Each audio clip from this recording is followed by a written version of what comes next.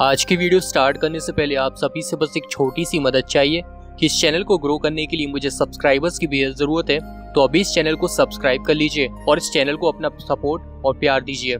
कहानी की शुरुआत होती है और हम एक बूढ़े कपल को कार से जंगल के रास्ते से कहीं जाते हुए देखते हैं। वो दोनों आपस में बात कर ही रहे होते हैं कि तभी एक अजीब सा दिखने वाला ट्रक उनका पीछा करने लगा था। ये ट्रक क्रीपर का ही था जो हमने मूवी के पिछले पार्ट्स में देखा हुआ है, लेकिन बूढ़ा आदमी उस ट्रक को रास्ता दे देता है जिससे वो ट्रक आगे की तरफ चला जाता है। अजीब बात यह थी कि उस ट्रक पर कोई भी नंबर प्लेट नहीं था, बल्कि उसकी जगह लिखा था बीटिंग यू। ये देख दोनों बहुत ही ज्यादा डर चुके थे और कुछ दूरी पर जाने के बाद उसी ट्रक के ड्राइवर को एक पुराने सुनसान घर के पास उसी ड्राइवर को एक पाइप के अंदर कुछ डालते हुए देखते हैं। फिर दोनों उसे इग्नोर कर आगे बढ़ते हैं, पर तभी अचानक से वही ट्रक फिर से उनका पीछे पड़ जाता है। बूढ़ा आदमी जैसे तैसे अपनी कार को संभालते हुए एक दूसरे रास्ते में घुसा देता है तो वो ट्रक आगे की तरफ चला जाता है। इससे तंग आकर बूढ़ा आदमी पुलिस को इन्फॉर्म करने का फैसला करता है और अपनी वाइफ के साथ सुनसान घर के पास जाता है। तभी वो पाइप के अंदर झांक कर देखते हैं, तभी कुछ डरावनी चीज देखकर घबरा जाते हैं और चिल्लाने लगते हैं। यहाँ से सीन चेंज होता है और हम एक कपल चेज और लेन को उनकी कार में देखते हैं। हमें पता चलता है कि चेज उस बूढ़े कपल की कहानी को अपने मोबाइल फोन में देख रहा था। ऐसा कहा जाता है कि कई सालों पहले उसी शहर में कोई अजीब सा क्रिएचर लोगों का शिकार करता था, उन्हें पकड़कर जान से मार देता था, जिसे लोग क्रीपर के नाम से जानते थे। तब लोगों के बीच उसका खौफ बहुत ज्यादा था और मैकेबरे मिस्ट्रीज उसी घटना पर बेस्ड है जिसे चेस देख रहा था। असल में लेन और चेस कार से जंगल के रास्ते से लुजियाना में फर्स्ट टाइम होने वाले हॉरर हाउंड फेस्टिवल को अटेंड करने के लिए जा रहे होते हैं, लेकिन तभी अचानक किसी अननोन रीजन के कारण लेन की तबीयत खराब हो जाती है। तब वो गाड़ी रोककर जंगल के अंदर वॉमिट करने के लिए चली जाती है। वहीं दूसरी तरफ चेज अपनी गाड़ी में बैठे हुए माँ से बात कर रहा था। हम देखते हैं कि चेज अपने साथ एक रिंग लाया था क्योंकि वो लेन से प्यार करता है और उसे शादी के लिए प्रपोज करना चाहता है। दूसरी ओर जंगल में हम एक अजीब से दिखने वाले डरावने क्रिएचर को रेंगते हुए कीड़े खाते हुए देखते हैं। फिर सैम नाम का एक लड़का जो लेन का दोस्त है उससे मिलने के लिए आ रहा होता है। वो उसी रास्ते से गुजरते टाइम टॉयलेट करने के लिए जंगल के अंदर एक पेड़ के पास जाता है कि तभी वही क्रिएचर पेड़ से उतरकर सैम को ब्रूटली मार देता है। इधर चेज और लेन रास्ते में एड्रेस पूछने के लिए पास ही के एक एंटीक शॉप पर जाते हैं, लेकिन इस शॉप के अंदर कोई नहीं होता है तो लेन वहां से लौटने को बोलती है, पर चेज वहां की चीजों को देखने लग जाता है और एक सामान में हाथ लग के उसका हाथ कट जाता है। तभी शॉप की ओनर एक लेडी वहां आती है और उनके पूछने पर वो लेडी उन्हें एक मैप देती है लुजियाना तक पहुंचने का सही रास्ते का। मैप लेते टाइम जैसे ही लेन का हाथ वो लेडी छूती है उससे कुछ अजीब से विजन्स दिखाई देने लगते हैं। फिर दोनों साथ में होटल पहुंचते हैं। तब लेन आराम कर सैम को कांटेक्ट करने की कोशिश करती है, लेकिन उसका फोन नहीं लगता। फिर दोनों हॉरर हाउंड फेस्टिवल में जाने के लिए अपनी अपनी कॉस्ट्यूम सिलेक्ट करते हैं। प्रेगनेंसी टेस्ट करते टाइम लेन को फिर से अजीब से विजन्स दिखाई देते हैं और एक क्रो आकर उसकी साइड वाली खिड़की पर टक्कर मार देता है, जिससे लेन बहुत ही ज्यादा डर जाती है और चिल्लाती है। तब चेस फौरन आकर उसे शांत कर संभालता है। तब हम देखते हैं कि लेन मां बनने वाली है और बाहर वो क्रो मर चुका है। अब रात को दोनों रेडी होकर हॉरर हाउंड फेस्टिवल में पहुंचते हैं। वहां पर एक आदमी लेन को बहुत अजीब तरह से घूरे जा रहा था। दूसरी तरफ हम क्रीपर को देखते हैं जो अपना हथियार लेकर तैयार था अपने अगले विक्टिम को हंट करने के लिए। इससे हमें साफ क्लियर हो जाता है कि क्रीपर वापस आ चुका है और ये वही क्रिएचर है जिसे हमने सैम को मारते हुए देखा था। तभी एक आदमी स्मोक करने के लिए जंगल की तरफ जाता है कि तब क्रीपर उसे पकड़कर बीच से काट देता है, इससे उसकी भी मौत हो जाती है। फेस्टिवल में चेस और लेन एक शॉप पर गेम खेलने के लिए जाते हैं। लेन को वो गेम खेलना नहीं आता तो शॉपकीपर उसे सिखाता है और इस दौरान दुकान के एक हथियार से लेन का हाथ कट जाता है, जिससे उसे फिर से वही अजीब विजन्स दिखाई देने लगते हैं। विजन्स में वो देखती है कि कुछ काला जादू करने वाले लोग उस पर कुछ रिचुअल्स परफॉर्म कर रहे होते हैं। फिर वो दोनों वहां से चले जाते हैं। तभी हम देखते हैं कि पीछे से कोई आकर उस हथियार को अपने साथ ले जाता है जिसमें लेन का खून लगा हुआ था।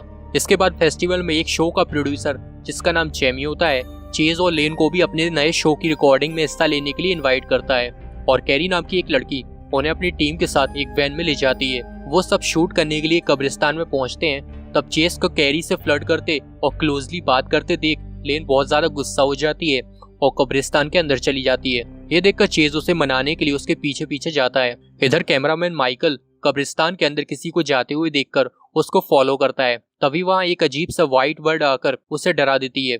तभी क्रीपर माइकल के पीछे आ जाता है और उसे पकड़कर ऊपर की तरफ खींचते हुए माइकल को मार देता है और उसके हाथ से कैमरा नीचे गिर जाता है। उधर चेज लेन को मनाने के लिए जैसे ही अपने पास रखी वेडिंग रिंग को निकालता है, क्रीपर आकर लेन को अपने साथ उड़ाकर ले जाता है और चेज चाहकर भी कुछ नहीं कर पाता और बस बेबस होकर बस देखता ही रह जाता है। इधर कैरी और बाकी के 2 मेंबर्स को कब्रिस्तान में माइकल का टूटा हुआ कैमरा मिलता है और उसमें खून लगा हुआ होता है, जिससे देख उन्हें लगता है कि ये जरूर कोई किसी जंगली जानवर का काम है, लेकिन साथ ही बताता है कि वहाँ आसपास कोई भी जानवर नहीं है। तब चेज भागते हुए डरे हुए उनके पास आता है और उन्हें यहाँ से फौरन भागने के लिए कहता है। तब चेज किसी चीज से टकराते हुए नीचे गिर जाता है और देखता है कि वो कैमरामैन माइकल की डेड बॉडी है। माइकल की कटी हुई लाश को देख और सब बहुत ज्यादा डर चुके थे और छिपने के लिए सामने के एक घर के अंदर जाते हैं। पीछे से वही पुरानी एंटीक शॉप की लेडी और उसके 2 साथी आकर घर के दरवाजे को बाहर से लॉक कर देते हैं, जिसका मतलब उन्हें क्रीपर के बारे में पहले से सब पता है और वो क्रीपर की मदद कर रहे होते हैं। उसी घर के अंदर क्रीपर ने लेन को बांध के रखा हुआ था। तभी क्रीपर लेन के पेट को थोड़ा सा चाकू घुसाता है तो उसे नीचे से बाकी की सबकी आवाज सुनाई देती है। तो क्रीपर लेन को उसी हालत में छोड़ के बाहर से मेन गेट पर जोर से धक्का मारने लगता है।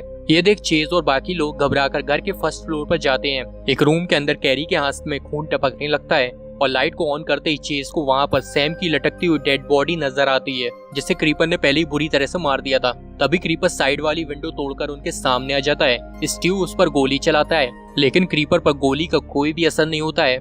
ये देख वो सब वहाँ से फौरन भागते हैं। तभी क्रीपर सैम की डेड बॉडी का एक हाथ काट के उसे खाकर खुद की चोट को हील कर लेता है। वहीं दूसरी तरफ लेन उसी रिचुअल वाले चाकू से खुद को आजाद कर लेती है और चिल्लाकर अपने दोस्तों को आवाज लगाती है, पर किसी को उसकी आवाज सुनाई नहीं देती है।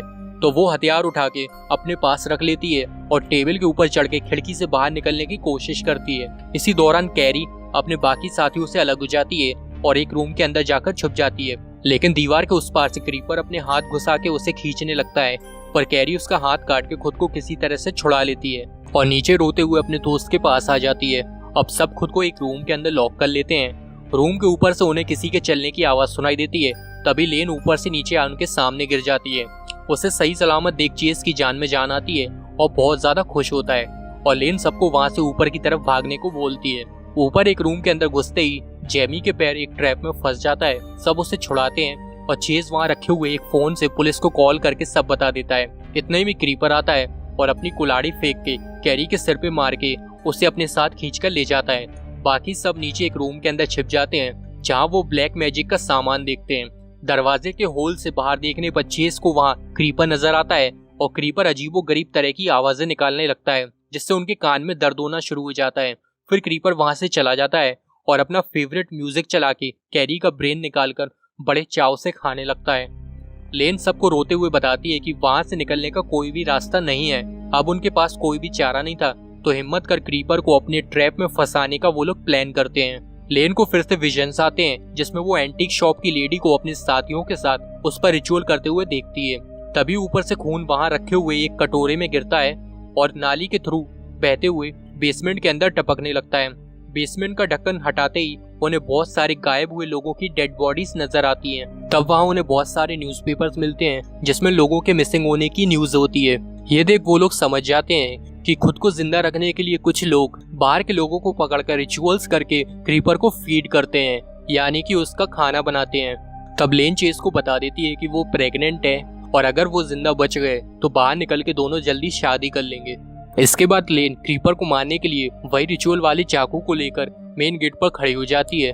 वहीं चेज सीढ़ी की साइड में छुप जाता है। वहीं स्टीव और जेमी क्रीपर को ढूंढते हुए ऊपर के एक रूम में जाते हैं कि तभी पीछे से क्रीपर उन पर हमला करके जेमी को मार देता है, लेकिन स्टीव एक लोहे का रॉड लेकर क्रीपर के पेट में घुसा देता है और नीचे आकर चेज के पास छुप जाता है। क्रीपर जैसे ही नीचे आता है, लेन उसे अपनी तरफ अट्रैक्ट करते हुए बाहर की तरफ ले जाती है और वही रिचुअल वाले चाकू को देकर खुद को क्रीपर के हवाले कर देती है।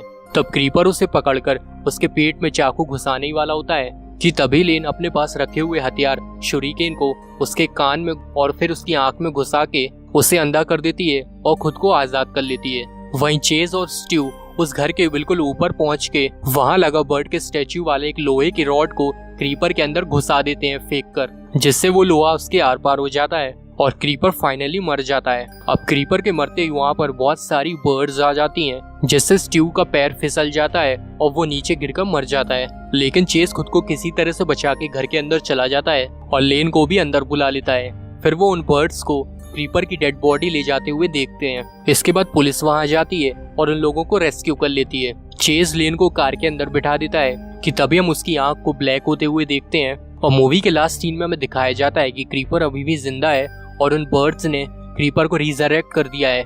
और दोस्तों इसी फाइनल सीन के साथ इस मूवी का एंड हो जाता है।